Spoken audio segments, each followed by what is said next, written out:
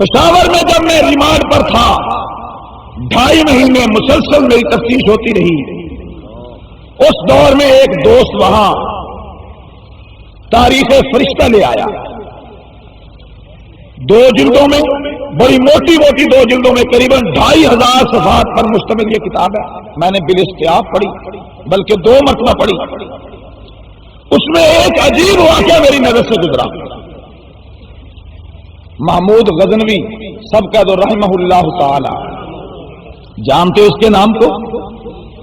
کیا کیا اس نے؟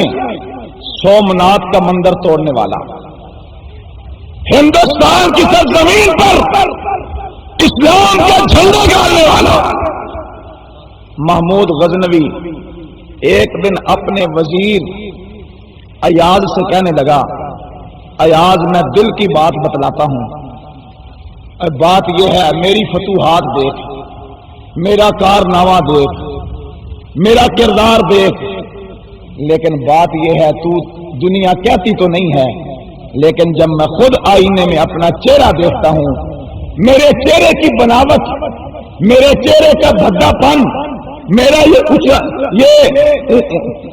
چپٹا ہوا ناک، میرے یہ پچکے ہوئے گال، اندر کو دھسی ہوئی آنکھیں، یہ تیری میری پیشانی، جب میں اپنا چہرہ دیکھتا ہوں تو مجھے شرمندگی ہوتی ہے. لوگ بادشاہوں کا چہرہ دیکھ کر زندگی پاتے ہیں، بادشاہوں کا چہرہ دیکھ کر لوگوں کو بینائی ملتی ہے، حوصلہ ملتا ہے. ایاز جب میں اپنا چہرہ دیکھتا ہوں میرا دل بجھ جاتا ہے. کتنا بھدا چہرہ میرا، کوئی خوبصورت نہیں تھا، بڑا بھدا چہرہ تھا. ایاز نے ایک بڑی زبردست بات کہی.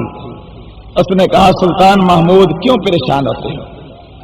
تیرا چہرہ دیکھنے والے چند لوگ ہیں، تیرا چہرہ ہزاروں دیکھیں گے یا لاکھوں دیکھیں گے. سلطان ایسا کردار پیدا کر، تیرا چہرہ تو مٹی میں چھپ جائے گا اور تیرا کردار دنیا دیکھے گی. سلام کرو.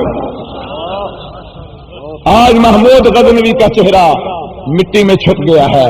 محمود غزنوی کا کردار آسمان پہ آفتاب و مہتاب کی طرح چمک رہا ہے.